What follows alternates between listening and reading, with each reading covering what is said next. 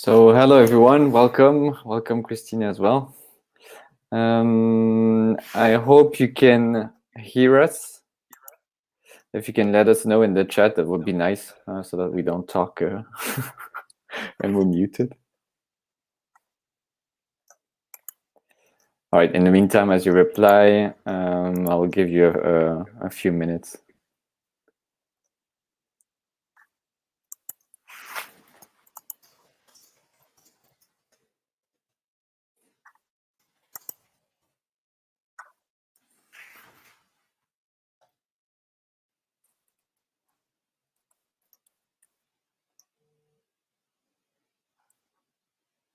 Okay, then I would suggest we start.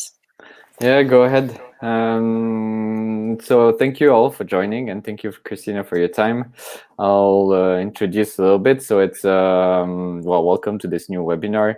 I think at this time, what will change is that it will be in English for those of you who participated in our previous one. So it's a change. Well, it's a small one, but that's it for this one. And as well, so it will be more discussion. So you will see something on the screen. So of course it's an introduction. There will be an ending slide as well, but it's more conversation. So we prepared some questions with Christina, but of course feel free to ask them in the chat and we'll try to answer them during the course of the webinar, or even at the end. We will allow some times as well for questions.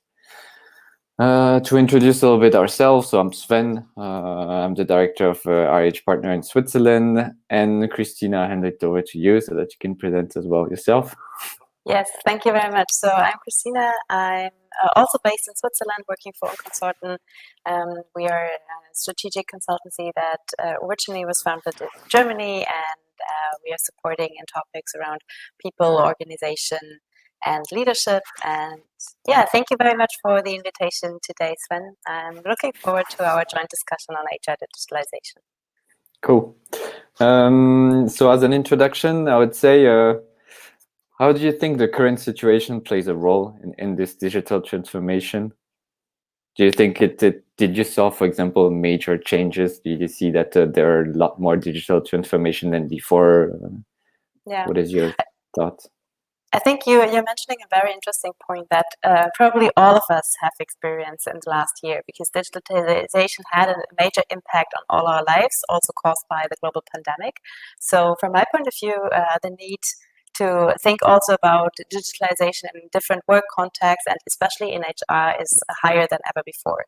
And they were already major initiatives in the last year. So I know some of my client companies, they introduced, for example, some specific tools to communicate and collaborate globally within a very short period of time, like 3 weeks, for like a global rollout, something that would not have been possible before. And I think there was definitely an acceleration in that regard. Yeah, I agree. Yeah, that's true. There are a lot of opportunities, I think, for companies. So, for example, we saw as well that some companies, they were thinking about some project. It took some time, but then at the end of the day, well, basically it was, we go every day to the office. Now we have to manage time, and we're not going to the office anymore, what we do and so on. So there are a lot of topics that needed to be digitalized. So I think it's also an opportunity for them. Yes, definitely. Can only agree. So we have some questions for you as well, so that's a little bit more interactive.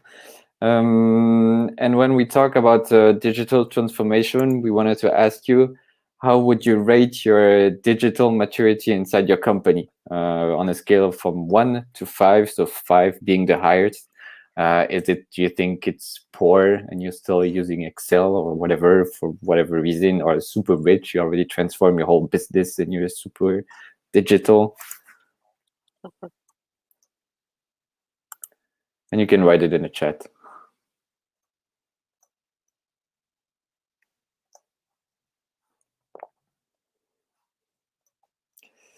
And I can give some insight for our company. So our company, well, I would say some of the processes are digitalized, some of them not, but some of them are not only linked to ourselves. So for example, if you have administrative processes and so on, so maybe they're linked, for example, insurance and stuff like that. So you cannot really be 100% digital, but I think it would be a shame if we're promoting digital transformation. We are not digital, so of course, I would say we are 4 on a scale, not 5, because not everything is digital, but most of them. I don't know you.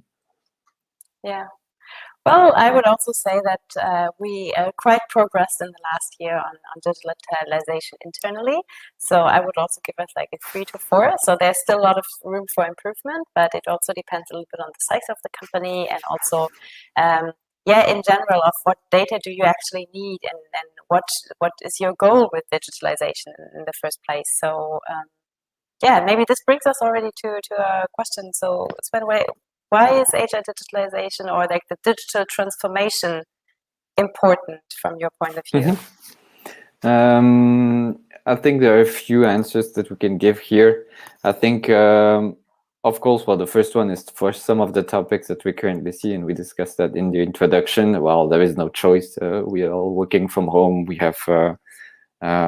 are kind of forced to do that, while some of them can go to the offices. But so some of the topics you cannot do something else. You have to digitalize them to still utilize, for example, systems, processes.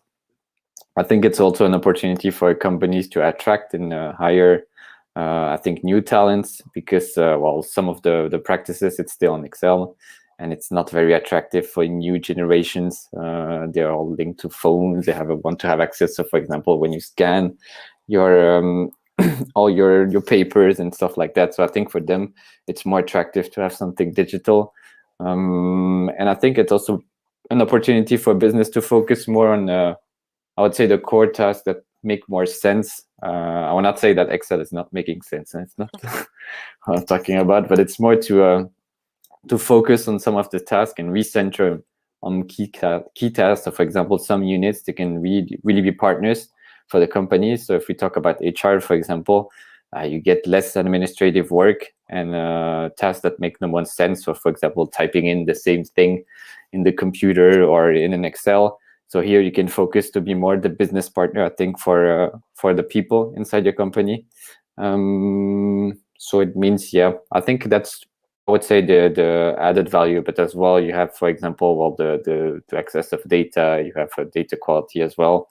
I don't know what you think about that. Yeah, I would probably add analytics as one of the keys to get more and more insights in the future, and also in the course of a digital transformation. I think it's extremely important to think of what to do with the data that we are collecting, what to do with all the insights that we're generating. And I think, as you already mentioned, we are, as individuals, all a little bit spoiled by now, because if we compare the experiences that we're having in our day-to-day lives and like getting recommendations or based on where we are, or what we searched for in browsers before, so we're very spoiled in that regard as individuals and consumers. But if we then have a look at what is offered by companies, there's still a long way to go. And I think there's improvement potential basically all along the employee life cycle to actually improve the experience on the one hand. So for the employee or managers themselves to have like easy interfaces, more intuitive designs that help really having also well, maybe not fun, but in some regards also fun in the systems they're using it, and not this like, oh my god, I have to enter the data and it's an annoying administrative task, but rather an experience in itself. And I think there are areas within HR that can be even more fun than others. So if we have a look, for example, at learning, like also all this trends to it's like build platforms that are really taking the learner in the center of the activities. This is a great example to see that there is lots of potential with regard to this digital transformation. And and I think this helps us all also to balance the expectations a little bit, because if you're like experiencing something as a consumer, as I just said, you might have different expectations towards your employer as well. So it has to do a lot with how am I like valued as employee, like what's also the culture that is supported through digital platforms, like when we talk about collaboration, or now in the last year being more in remote settings and using tools, what is offered by the company to support me also in this transition towards a new way of working. I think there is a lot to be discovered, and it might be also a bumpy road in the beginning to figure out what is really needed. And from my experience, it's very helpful to have a look at HR digital transformations also from like a strategic point of view on what do you actually want to achieve. And from what point of view, and did you see it with your clients? So for example, you did a transformation. Did you see really a change in terms of culture and in terms of, for example, we talked about attracting top talents. Did you really see a change because you followed them, for example? Yeah, so, well, attracting talents is one of the examples, but I think especially as the first contact as a potential employee with a company, you get a different impression when this processes are smooth. So you kind of expect that it is the case and that you not have to run back and forth and to get like paperwork done, for example, also an onboarding process, but really have like this super smooth experience so that you can concentrate early on what's really essential, meeting new employees and colleagues and really getting in touch, having personal conversations and seeing like the HR, IT platforms or technology rather as an enabler to focus on really the essential task and or the essential elements of your day-to-day job that you're ahead of. So I would say it's something that people like from experience miss when they switch companies. And once you don't have this smooth experience available, well, especially newbies will realize and get a different impression. And so I think this is one of the nice examples that you picked here to really see on how this digitalization can have an impact actually on the perception, on the employer brand, but also in the whole course of the life cycle of an employee, also in the development programs and till the termination of a contract maybe. To really have all this like support available from like an administrative point of view, so that everybody else can focus on the human interaction and also the experiences there. And so we talk about digitalization. So how do you think it supports the HR function? Yeah, so I think it really could enable the HR function to step into this strong role of advisory than like compared to previously like data administration and like rather the service oriented focus. I'm making sure that the payroll is running and I'm making sure that that all data are there that are needed from a legal perspective, towards a really active role, because there is capacity due to automation. So really focusing on the benefiting tasks and that are actually adding value. This is something that I would see here as one of the major shifts. And for that, of course, there's also capability building necessary. So when we talk about not only using HR IT systems, but also analyzing data, all this whole analytics part, there is a lot more to it than just the fact that you introduce it. So there is inside the HR function actually a transformation in itself. So and here from my experience, that's also the first step, that the HR function internally reorganize, embraces this change, and then the second one will be to take the organization along this road, to offer new services, to change and adapt the portfolio of HR, and making sure that everything works smoothly and employees and managers get the best services possible.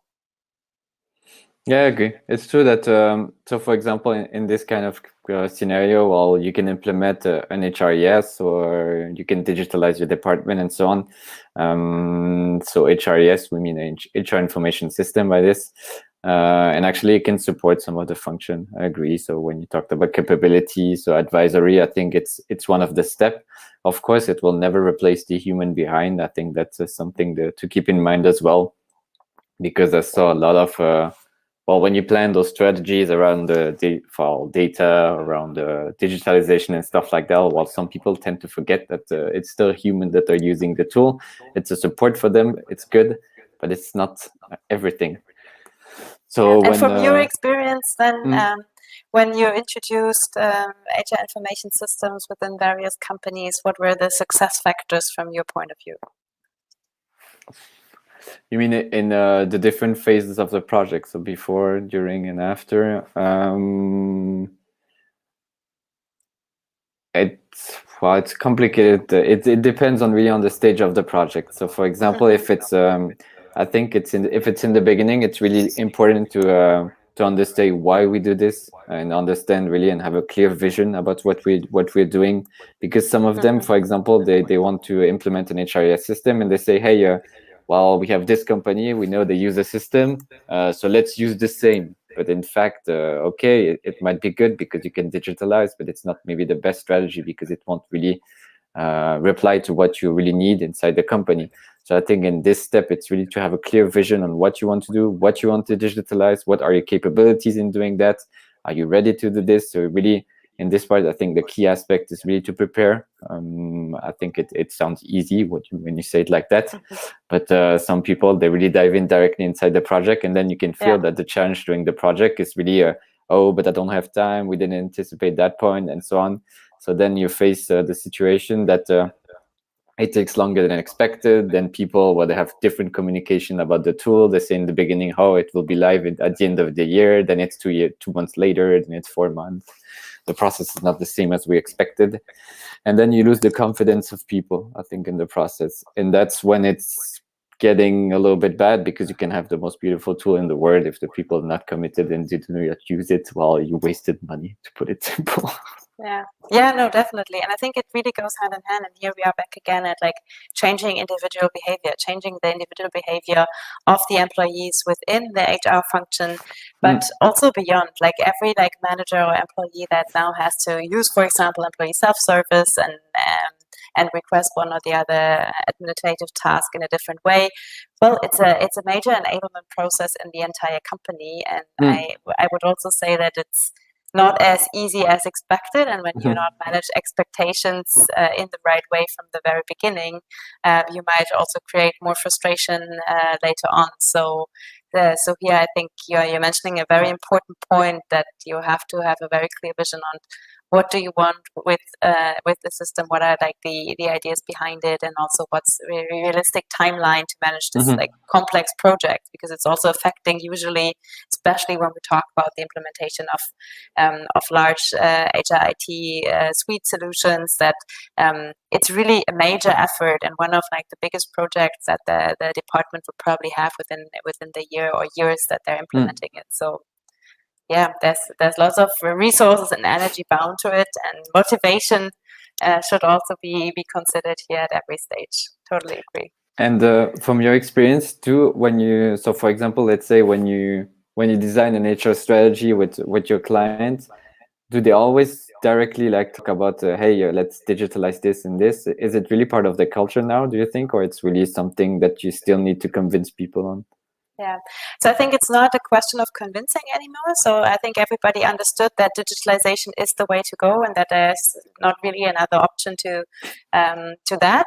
However, I think it's not the first question that we get asked, but rather a question that we have to ask our clients, like, how do you think like your HR, IT, or like technology in general will have an influence on that? And they're like, of course, discussions around like the operations area, that's like more also bound to the IT systems, and yes, then like for all like the different elements, it's always important when designing processes nowadays also to have in mind what is technically possible to be administrated in a system, and especially the system that they're having in place or that they're planning to implement, because it's an iterative process. It's not like this is how we want to do it, and then you can one-on-one like transfer it to the IT system, as you probably also know. But it's rather this joint discussion, and also a lot about finding compromises and the best solution that displays both, like the functional expectations from, for example, talent management unit that wants to manage talents in one or the other way, and the technical possibilities within the system, and finding the balance here, and having this discussion early on when we talk about strategy already is something that we now bring in, and that was not discussed as heavily 5 or 10 years ago. And what do you think then are the challenges that we can address really to boost this HR digitalization? So this strategy, for example. Yeah. So, well, linking what you would like to achieve actually to the company goals and what are the business needs. That would be my major advice. So, when we talk about like details of processes or also like system implementation, well, there's always this discussion of what is really needed and having a strong focus on the customer, so the internal customer in that sense, like the business, but also employees and managers. What's their role? What can we expect from them? What will our target picture look like? What are our design principles when we think of an HR strategy or people strategy in broader terms? And what are the implications and also the boundary conditions set by these strategic considerations for the implementation of an HIT system or a digital transformation in general. So I think there's way more than just like this, like one system that you implement and everything is good. No, it's more like an ecosystem of different tools and elements, and also a culture that plays a very important role. And I would always also see culture as one of the challenges to address actively, and really making sure that that you consider the culture when designing this like basic principles. And there are many ways of influencing a culture, of course, but it's always a process that takes time. And I think this is something that both like HR digitalization or digital transformation have in common with this transformation efforts in general, that it takes some time to bring people through the whole process and to really actually establish something that is used in the end. Yeah, I and agree. What about you, Sven? What do you see as the major challenges here? I would say I would keep it with the people inside the company doing the change. I think we see a shift nowadays, and we can see it in our projects as well, is that and it's good because the business, they see more and more often the HR is really a business partner for the company, so they take into consideration. So for example, and they include really the HR inside the strategy. It's not more anymore like only finance and economy and CEOs and so on that drive really this strategy. I think HR is really included because it's a key part, and I think at your heart of your business, it's still people. So it's really good to have the feedback, the HR feedback, to really construct that the strategy. So I agree. And I think the main challenges to be addressed, some of them you already addressed them in your explanation. I think culture is a major part as well. There is a cultural shift when you change that. So, for example, going from, well, it's the extreme, from paper to something totally new. You have really to onboard system. You have to take into account that your company, well, they have like different populations. So there are younger people. There will be I think it will be easier for them to embark them, but even so, you have some situation where it's not as well. But where for older people, some of them, well, maybe they won't do it the effort, and it will be a little bit more, I would not say complicated, but it will require more work, and I would say more help. You really have to guide them through this process. It's not impossible, because we see that if we take a parallel with, for example, environment and stuff like that, we see that people, they can do actually the stuff. So it's more a question of guiding them and progressing step by step. As you said, it's really a cultural shift, so it takes more years to do it. And I would say as well, in terms of HR, yes, it's really to have something realistic in terms of planning. I would also avoid, if it's a huge change, to do some big bang deployment. So, for example, when you have I don't know, many countries or many departments to deploy at the same time, maybe it's good to start with a pilot so that everyone can see. They can also grasp some thoughts about how it's going, how they can feel about the tool, and really they can also be the next sponsor for the remaining of the project. Then it's a matter of vision and perception as well. I think some of the people, they would say, well, Big Bang, for example, is a super good idea. In my opinion, it's good to take the time if you can have the time. I know it's a question of cost as well in that situation, but if you can have the time, I think I would use it so that I can also collect the feedbacks to improve and change and really include the people during this design process. Yeah, And I would definitely agree that it's always a question of also assessing the needs properly before you start. And here, well, this for starting, and in the end, it's about individual behavior that is changing and really adapting to new roles. So yeah, so from our experience as well, this is not thought then in the process of project management all the time, because people get lost in the details, and of course you only have, like, for example, a go live of a system in mind and work towards that, but that this is not the goal, but rather the really usage of any tool or digital offer that you're making.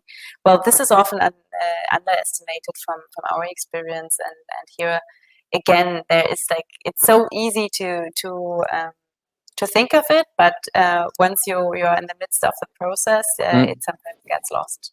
Yeah, I agree. The needs are really important. One of the questions that we usually have during when we approach some clients and some prospects, they always ask, "Hey, but what should we implement? What is your recommendation about modules? Should I implement recruitment, training, and so on?" Well, of course, that's nice to have, but it's really, you have to set up your needs first. So, for example, you can go through an opportunity study saying, "Hey, this is crucial. So, for example, here it's really a pain point. Let's start with this, and then with this, and this, and finally this. We don't need it. This would fit in terms of culture and so on." Then really, like, let's go with the tool and let's implement everything and stuff like that. But I think that's the question that I'm sure you have the same questions. But, quite similar, yes, indeed.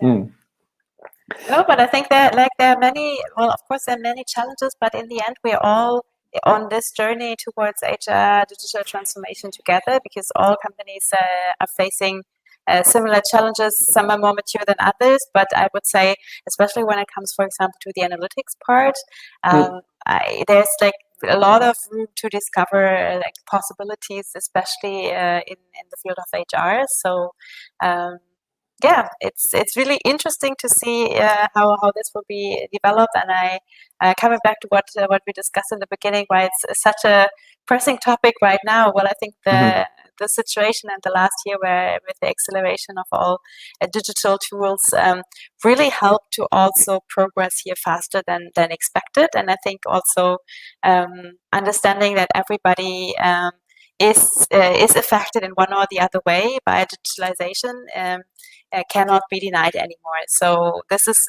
really a chance, an opportunity in our point of view to address the issues and to help to embark on this journey if you're not on the way already. Yep. I think it's, well, I cannot add to this because it's a nice conclusion. So, but maybe if you have any questions, well, let us know in the chat and we can take them as well. And we can stay a bit to address them. So we'll let you sometimes so that you can type them as well. Maybe I have one for you. Well, I can have plenty of them, but how do you address, and because obviously you see a lot of resistance during your project as well when you implement this change. So how do you address it? Do you have maybe an example of a situation how you did it?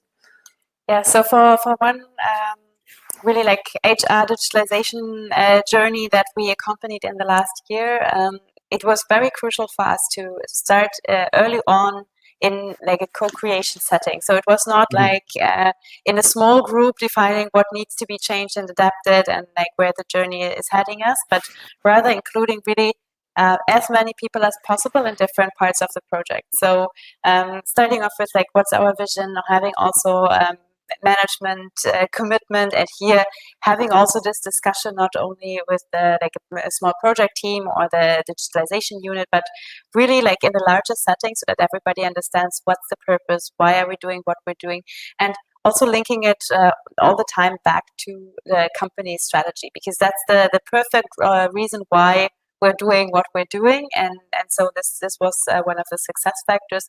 And then also in the course of the journey, there were many different ways of being included, like with surveys and, like, expectations, but also in the testing. We always recommend having having also users early on in the testing phases of new systems, so that well, first of all, the HR function gets also live feedback from what's going on, and what is expected, but also bringing in different perspectives, and helps already as a first step to start this journey together, and creating acceptance within an organization if you have as many like influencers and multipliers that are supporting the introduction here. We'll take one question. So thank you, Nicola. In your opinion, what are the risks of not getting into HR digitalization for companies? Yeah, super interesting question. Do you have some thoughts on it, Sven? Yeah, I think, well, the risk, I would not do the advocate and say, hey, you have to digitalize everything and so on and stuff like that. It would be wrong to say that. I think the risk, well, I see some of them system-wise, I see some of them process-wise. So system-wise, it's because, well, you have some processes that are in place. You have a certain size inside your company. So there are some risks because, for example, when you grow, if you do not digitalize or rely on a tool, of course, well, if human, they can do the stuff. It's not a problem of not being capable of doing. But some of them, you might be facing situation where there are some, for example, errors in terms of data. You lose some data. You have less data quality. Because then the task gets repetitive, and it's easier, and robots are better than us to do this sort of task, to be fully transparent. Yeah.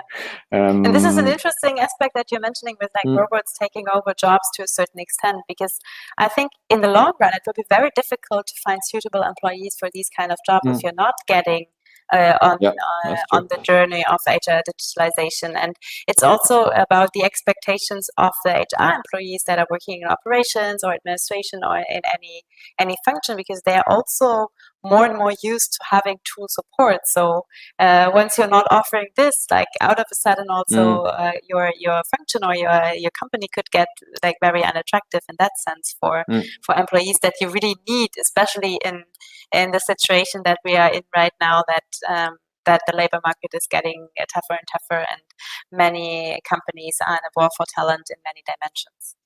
And I think I would really focus as well on the administrative part, because you can get rid of all the administrative work and really focus on more on tasks that make more sense. Because we all face that situation. You're performing a work and then you're performing for a certain while, but at the end of the day, if you're just inputting, for example, data inside a system or inside an Excel for 10 years, I think you're not that challenged, and you get bored and then you want to leave. So I think it's also, well, in terms of attractiveness and retaining talent, that's what you said.